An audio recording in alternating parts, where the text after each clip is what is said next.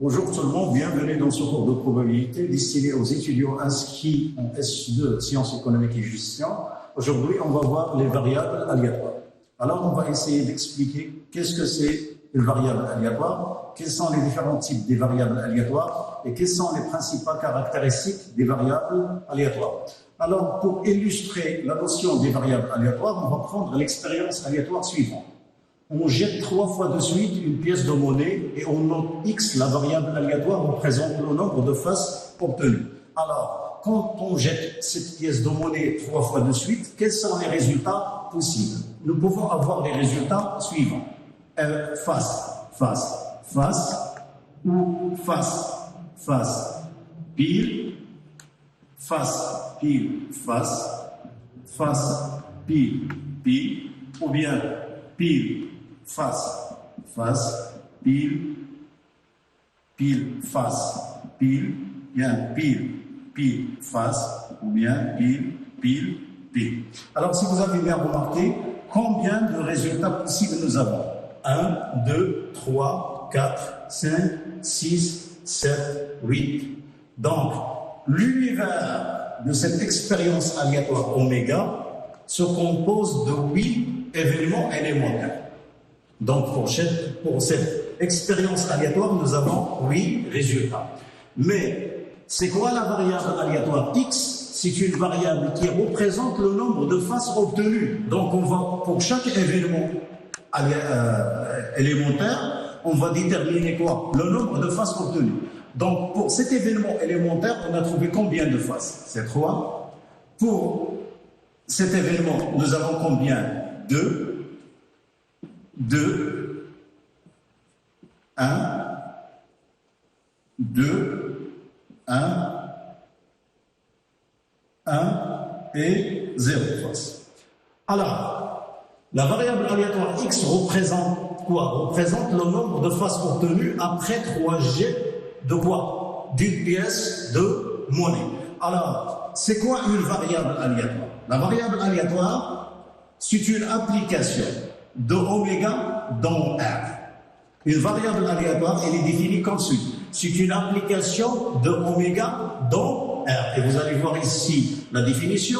Une variable aléatoire X est une fonction définie sur l'ensemble oméga qui associe une valeur numérique à chaque résultat de l'expérience aléatoire. Alors, si vous avez bien remarqué, on a associé le nombre croix à cet événement élémentaire, à ce résultat-là. Et on a associé 2 à cet événement-là. Et on a associé 2 à cet événement-là aussi. Pourquoi? Parce que tout simplement, nous avons 2 faces dans cet événement élémentaire-là. Alors, la variable aléatoire, elle est toujours définie comme étant quoi? Une application de oméga dans R.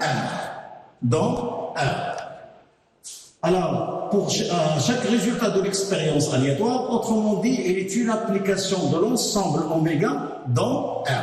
Alors, la question qui va se poser, est-ce qu'on va associer à chaque événement élémentaire toujours un nombre réel? Un nombre. Donc, parfois, la variable aléatoire peut prendre des valeurs dans un intervalle. On va donner des exemples. On prend les exemples suivants. Par exemple, ici, ce sont des exemples des variables aléatoires. Nombre de piles apparaissant après 3 jets d'une pièce de monnaie. Donc, le nombre de piles, soit 0, soit 1, soit 2, soit 3. Pour le nombre de clients entrant dans une banque le lundi. Pour certains lundis, on peut avoir, par exemple, 10 clients, 20 clients, 30 clients, 50 clients. Taille d'un groupe d'individus. Si vous avez bien remarqué la taille, c'est un intervalle. On peut parler, par exemple, entre 1,70 m et 1,80 m. Donc ici, si vous avez bien remarqué, X peut prendre des valeurs dans un intervalle. Alors que dans l'expérience que je viens maintenant de présenter, il prend des valeurs isolées. La même chose pour le dernier type, durée de vie d'une pièce mécanique. Je peux, par exemple, pour une pièce mécanique, sa durée de vie, elle est, par exemple, varie entre 10 ans et 15 ans. Alors, si vous avez bien remarqué ici, la variable aléatoire, elle prend ces valeurs dans un intervalle. Alors, Qu'est-ce qu'on peut dire sur la définition d'une variable aléatoire? Une variable aléatoire, toujours, c'est une application de l'univers, c'est-à-dire l'ensemble des résultats ou l'ensemble des issues possibles d'une expérience aléatoire dans R. Et puisqu'il est dans R, il peut prendre des valeurs des nombres isolés, comme il peut prendre des valeurs dans un intervalle. Et c'est pour cette raison-là, on va distinguer entre quoi? Entre les variables aléatoires discrètes et les variables aléatoires continues. On va commencer aujourd'hui par la présentation des variables aléatoires discrètes. Alors, qu'est-ce que c'est une variable aléatoire discrète? On dit que x est une variable aléatoire discrète si x de oméga est fini au dénombrable. Qu'est-ce que ça veut dire x de oméga? Je reviens à l'expérience que j'ai présentée. Si vous avez bien remarqué ici, qu'est-ce que nous avons dit? Comme quoi que après le G de la pièce de monnaie 3 fois, on s'intéresse à quoi? Le nombre de faces obtenues. Donc, quels sont les résultats que nous pouvons avoir? Soit le nombre de faces obtenues il est égal à 3, soit il est égal à 2, soit il est égal à 1, soit il est égal à quoi? Il est égal à 0. Alors, si on prend par exemple, c'est quoi x de oméga pour cette expérience aléatoire-là? On va trouver soit 0, 1, 2, 3. Alors, il faut toujours ne pas confondre entre oméga et x de oméga. C'est quoi oméga? Oméga, c'est l'univers, c'est l'ensemble des résultats de l'expérience aléatoire. Alors, qu'est-ce que c'est x de oméga? X de oméga, il regroupe l'ensemble des valeurs prises par x. Si vous avez bien remarqué, x, ici, c'est la variable aléatoire représentant quoi? Le nombre de faces obtenues.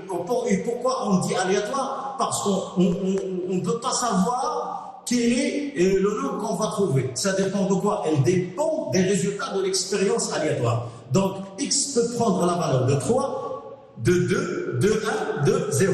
Donc, x de oméga, c'est le support de x. C'est l'ensemble des valeurs prises par x. Et j'insiste beaucoup sur cette question-là. Il faut toujours distinguer entre quoi et quoi? Entre oméga qui est quoi? Qui est l'univers qui regroupe l'ensemble des issues possibles d'une expérience aléatoire, et x oméga qui est défini comme étant l'ensemble des valeurs prises par la variable aléatoire x. Alors, on prend un exemple, on lance 2 dés à 6 faces, parfaitement équilibré, et on note x, la variable aléatoire, représentant la somme des deux chiffres. Comme vous savez, pour cette expérience aléatoire, nous avons combien de résultats possibles? 6 fois 6 est égal à 36 résultats possibles. Ça veut dire tout simplement, si on prend les résultats. Alors, pour le premier dé, quels sont les résultats possibles? C'est 1, 2, 3, 4, 5 et 6. Pour le deuxième dé, quels sont les résultats possibles? C'est 1, 2, 3, 4, 5 et 6.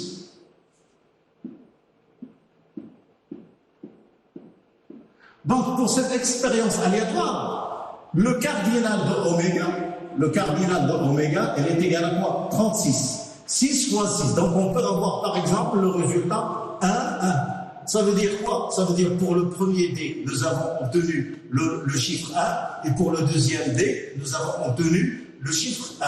Par exemple, 3, 2. Pour le premier dé, nous avons obtenu 3, et pour le deuxième, nous avons obtenu 2. Mais ici, si vous avez bien remarqué, c'est quoi la variable aléatoire x? La variable aléatoire x, c'est la somme des deux chiffres. Et j'ouvre ici une parenthèse pour noter comme quoi que souvent on ne s'intéresse pas aux résultats de l'expérience aléatoire, mais on s'intéresse à certaines caractéristiques de ce résultat-là. Par exemple, ici, on s'intéresse à la somme des deux chiffres. Alors, ça veut dire la somme. Si nous avons obtenu pour le premier dé 1 et pour le deuxième 1, 1 plus 1, ça donne combien? 2. 1 plus 2, ça donne 3. 1 plus 3, ça donne 4. 1 plus 4, 5, 6, 7.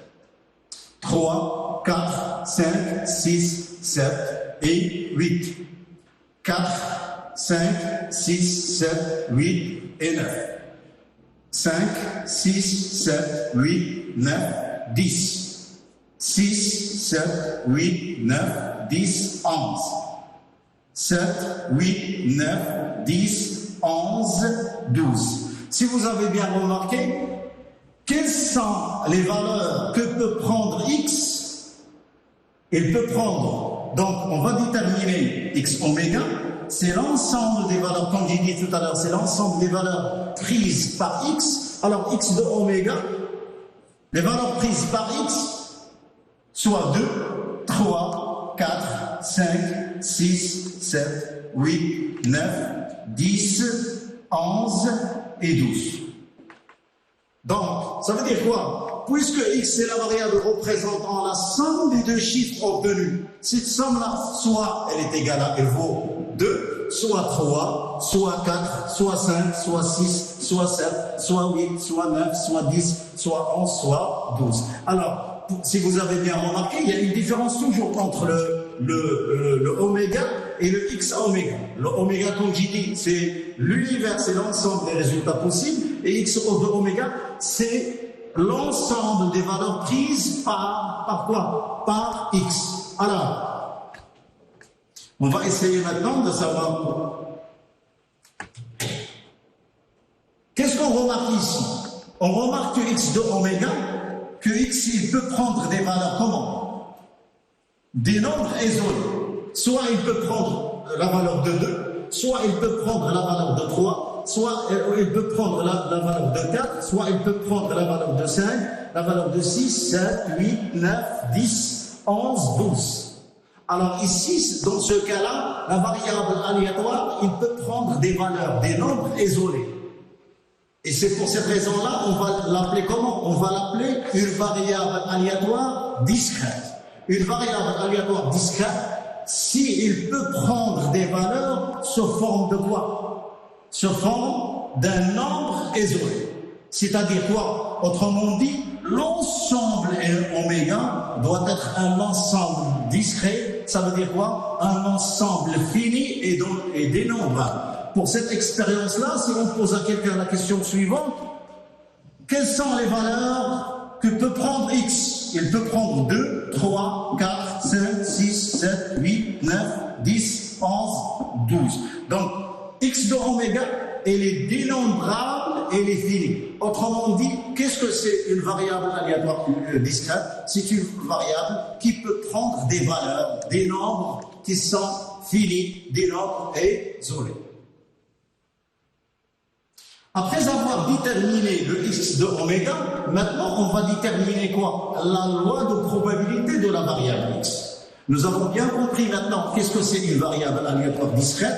Après avoir déterminé dans une première étape quoi? Le x de oméga. Dans la deuxième étape, on va déterminer quoi? La loi de probabilité de x. Qu'est-ce que c'est la loi de probabilité? Chaque variable aléatoire, elle a une loi de probabilité. Il peut y avoir des lois de probabilité usuelles telles que la loi de Bernoulli, la loi binomiale,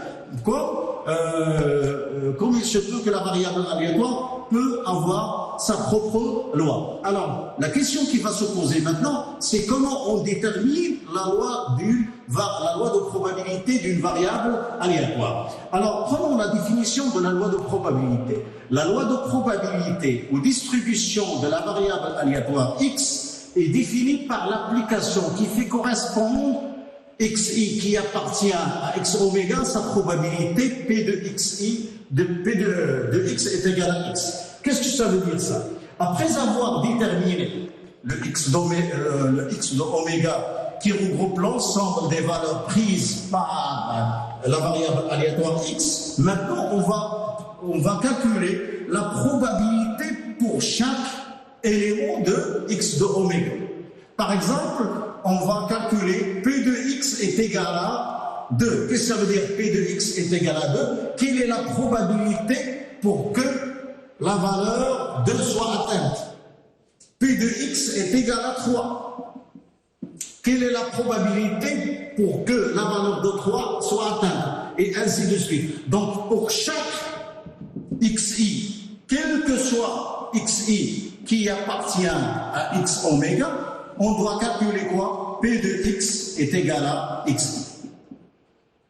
Donc, pour chaque élément qui appartient à x de oméga, on doit calculer sa probabilité. Et si on fait ça, à ce moment-là, on a déterminé quoi? On a déterminé la loi de probabilité de x. Toujours on va prendre la même expérience aléatoire. Si maintenant on veut calculer, par exemple, qu'est-ce que nous avons dit? On doit calculer P de x est égal à 2, P de x est égal à 3, P de x est égal à 4, et ainsi de suite. Alors, je vais calculer P de x est égal à 2, P de x est égal à 3, P de x est égal à 4, P de x est égal à 5, P de x est égal à 6, P de x est égal à 7, P de x est égal à 8, P de x est égal à 9, P de x est égal à 10, P de x est égal à 11,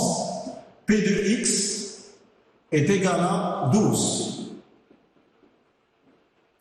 Alors, quelle est la probabilité de x est égal à 2?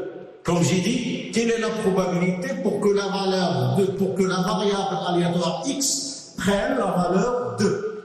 On est dans une situation d'équiprobabilité. Alors, on prend les résultats. Nous avons combien de résultats? Nous avons les résultats possibles, c'est 36. C'est l'ensemble des résultats possibles, c'est 36. Combien de fois, regardez s'il vous plaît, combien de fois on aura la somme de? Parmi ces résultats, il y a une seule fois. Le nombre de cas favorables. Donc, P de x est égal à 2, et sa probabilité, elle est égale à quoi? C'est 1 sur 36. Si on veut P de 3, combien de fois on a 3? 1, 2. 2 sur 36. Combien de fois on a 4? 1, 2, 3. C'est P de x est égal à 4, c'est 3 sur 36. Combien de fois nous avons quoi? Nous avons 5. 1, 2, 3, 4. Donc, c'est 4 sur 36. Combien de fois nous avons 6? 1, 2, 3, 4, 5. C'est 5 sur 36. P de x est égal à 7. 1, 2, 3, 4, 5, 6. C'est 6 sur 36. P de x est égal à 8. 1, 2, 3, 4, 5. 5 sur 36. P de x est égal à 9. 1, 2, 3, 4. 4 sur 36. P de x est égal à 10. 1, 2, 3. 3 sur 36. P de x est égal à 11. C'est 2 sur 36. Et P de x est égal à 2. 12. C'est 1 sur 36. 36. Alors, on va résumer tous ces résultats-là dans un tableau. Donc, la loi de probabilité de la variable x, elle est donnée par le tableau suivant. On va résumer tous ces résultats-là dans un tableau. xi, dans la première ligne, vous allez trouver quoi? Les valeurs prises par la variable aléatoire x, 2, 3, 4, 5, et on va associer à chaque valeur sa probabilité. Alors, quelle est la probabilité pour que la variable x prend la valeur de 2? Elle est égale à 1,36. Un conseil, si vous avez bien remarqué, le total, il est égal à combien? Il est égal à 1. Toujours, quand je vais définir la loi de probabilité d'une variable aléatoire, je dois normalement vérifier que le total fait combien? Fait 1. Si le total ne fait pas 1, ça veut dire quoi? Ça veut dire que j'ai une faute au niveau de quoi? Au niveau des probabilités, ou au niveau de quoi? Au niveau de x de oméga. Alors, qu'est-ce que j'ai dit? J'ai dit toujours, si nous avons une variable aléatoire, discrète, on doit d'abord, dans une première étape, définir quoi? Définir x de oméga. Ça veut dire x de oméga, c'est l'ensemble des valeurs prises par x. Et par la suite, on détermine quoi? On détermine la loi de probabilité de cette variable-là. Et comment on détermine la loi de probabilité de cette variable-là? Je vais prendre chaque valeur, chaque élément de x de oméga, et je vais essayer de calculer quoi? Je vais essayer de calculer sa probabilité. Sa probabilité. Et j'insiste beaucoup sur la question comme quoi il faut que le total soit égal à combien? Soit égal à 1. Alors, si vous avez bien remarqué, nous avons résumé tous les calculs que nous avons faits dans un tableau pour présenter quoi? Pour présenter la loi de probabilité de la variable aléatoire x. Cette loi, on peut la représenter sous forme d'un diagramme en bâton. Donc nous avons représenté cette loi-là graphiquement. Et qu'est-ce qu'on constate, s'il vous plaît, qu'est-ce qu'on constate? Qu'il y a une symétrie parfaite par rapport à 7. Pourquoi? Et c'est quoi la probabilité de 2? P de x est égal à 2, c'est 1,36. Et c'est quoi P de x est égal à 12? C'est également 1,36. C'est quoi P de x est égal à 3? C'est 2 sur 36. Et c'est quoi P de x est égal à 11? C'est 2 sur 36. Donc on constate à travers quoi? À travers le diagramme que nous avons une symétrie parfaite. Donc si nous avons une variable aléatoire discrète et nous avons déterminé sa loi de probabilité, on peut la représenter graphiquement sous forme de quoi? Sous forme d'un diagramme en bâton. Après avoir déterminé la loi de probabilité de la variable aléatoire x, on va préciser ou déterminer la fonction de répartition de cette variable. Qu'est-ce que c'est la fonction de répartition?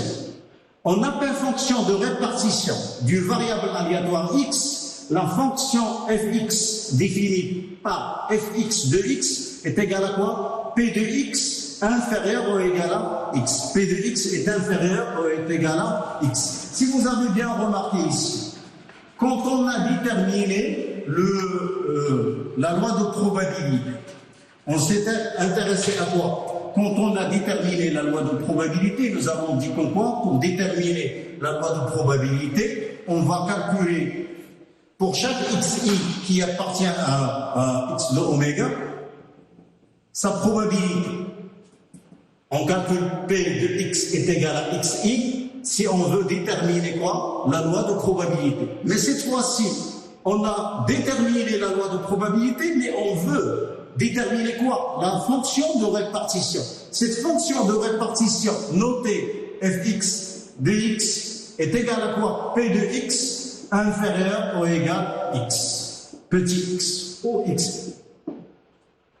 Donc on ne va pas calculer P de x est égal à xi, mais regardez s'il vous plaît. On doit calculer P de x inférieur ou égal à xi. Par exemple, si je vous demande, c'est quoi? Calculer la probabilité P de x inférieur ou égal à 3.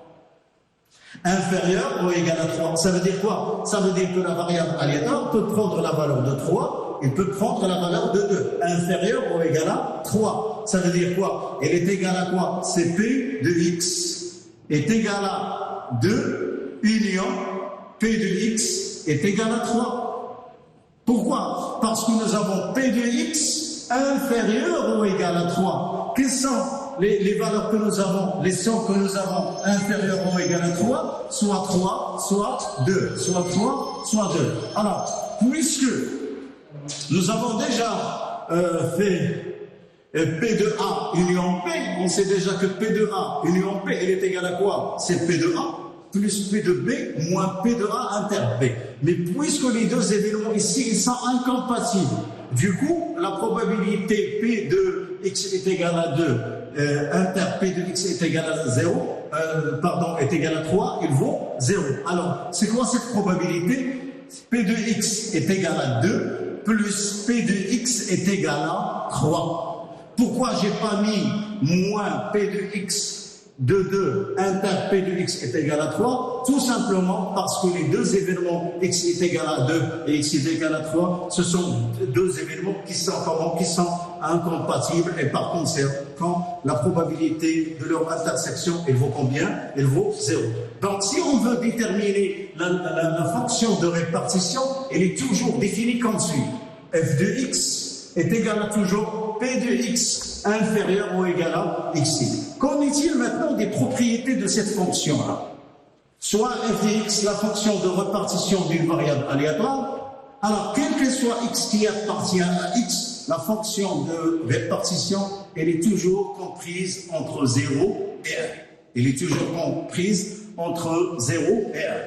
La fonction de répartition, elle est croissante et elle est continue à droite, partout. Elle est continue à droite et que sa limite en moins l'infini est égal à 0 et sa limite en plus l'infini est égal à 1. Je vais expliquer chaque propriété par la suite. Alors, comment on va déterminer maintenant la fonction de répartition? Puisqu'elle est définie comme suit, f de x est égal à p de x inférieur ou est égal à xi, alors c'est quoi? Ici, vous avez quoi? C'est p de x inférieur ou égal 2. Inférieur ou égal à 2, nous avons juste une seule, p de x est égal à 2. C'est 1 sur 36. P de x inférieur ou égal à 3. Inférieur ou égal à 3. Ça veut dire qu'il sera égal à quoi? Il sera égal à P de x est égal à 2 plus P de x est égal à 3. Donc 1 plus 2 est égal à combien? 3. Inférieur ou égal à 4. Inférieur ou égal à 4, ça veut dire tout simplement, soit elle est égale à 4, inférieur ou égal à 4, ça veut dire P de x est égal à 2, plus P de x est égal à 3, plus P de x est égal à 4. Il va nous donner 1 plus 2 plus 3, il va nous donner comme quoi? 6 sur 36. P de x inférieur ou égal à 5. Inférieur ou égal à 5, ça veut dire quoi? Elle est égale à quoi? P de x est égal à 5, plus P de x est égal à 4, plus P de x est égal à 3, plus P de x est égal à 2. Donc ça donne quoi? 4 plus 3, c'est 7, plus 2, 9, plus 1 est égal à combien? Est égal à 10. Pour P de x inférieur ou égal à 6, comment nous avons trouvé ce 15 sur 36? Alors, si vous avez bien remarqué, P de x est égal à 6, inférieur ou égal à 6, ça veut dire P de x est égal à 6, plus P de x est égal à 5, plus P de x est égal à 4, plus P de x est égal à 3, plus P de x est égal à 2. Et quand on va faire la somme, on va trouver comme quoi 15 sur 36. De cette manière-là, on calcule la fonction de répartition de la variable aléatoire. Et à la fin, pour le dernier, regardez s'il vous plaît, P de x inférieur ou égal à 12. P de x est inférieur ou égal à 12, c'est la somme de toutes ces probabilités et on va trouver à la fin, et c'est une autre manière pour vérifier ce que nous n'avons pas trop fait une fois, c'est qu'à la fin, on doit normalement trouver 1. 36 sur 36, il est égal à 1. Alors la question, si on représente la loi de probabilité sous forme d'un diagramme en battant, la fonction de répartition, on va la représenter sous forme d'un diagramme en escalier. Alors, mais avant, si on vous demande par exemple, c'est quoi la probabilité que x soit inférieur à 2? La probabilité que x soit inférieur à 2, elle est égale à 0. La probabilité, elle est égale à 0. C'est quoi la probabilité que x soit supérieur ou égal à 2 est strictement inférieur à 3. Est strictement inférieur à 3, alors il va nous donner combien? Il va nous donner supérieur ou égal à 2 est strictement inférieur à 3, il va nous donner 1 sur 36. Pour illustrer tout ça, on va le voir clairement sur la représentation graphique de la fonction de répartition de la variable aléatoire x. Alors, si vous avez bien remarqué, P de x inférieur, strictement inférieur à 2, elle vaut combien? Sa probabilité, elle est égale à combien? Elle est égale à 0. Mais avant d'expliquer ça, j'aimerais bien faire le point sur les propriétés. Si vous avez bien remarqué, toujours la fonction, les valeurs de la fonction de répartition, elles sont comprises entre 0 et 1. Entre 0 et 1. Sa limite à moins l'infini est égale à 0. Et sa limite au plus l'infini, elle est égale à combien? Elle est égale à 1. Elle est croissante, et elle est continue à droite. Ça veut dire quoi? Elle est continue à droite. Si vous avez bien remarqué ici, si on peut pour f de 2, pour 2, elle est proche de f de 2. Mais elle est continue à droite. pour 2, elle est continue à droite. Qu'est-ce que ça veut dire ça? Ça veut dire tout simplement, ici c'est quoi cette probabilité? C'est ce que nous avons affiché tout à l'heure, c'est P de X, il est supérieur ou égal à 3, et supérieur, ou égal à 2, est strictement inférieur à 3. Autrement dit, c'est quoi la probabilité que X soit comprise entre 2 et 3? Si par exemple je vous dis, quelle est la probabilité que la somme soit égale à 2,5? Quelle est la probabilité que la somme est égale à 2,5? C'est la probabilité que X est égal à quoi? Est égal à 2. Quelle est la probabilité que X soit égal à par exemple 3,5 et elle sera égale à quoi? 2 sur 36. Alors, on va par la suite déterminer les caractéristiques de la variable aléatoire discrète.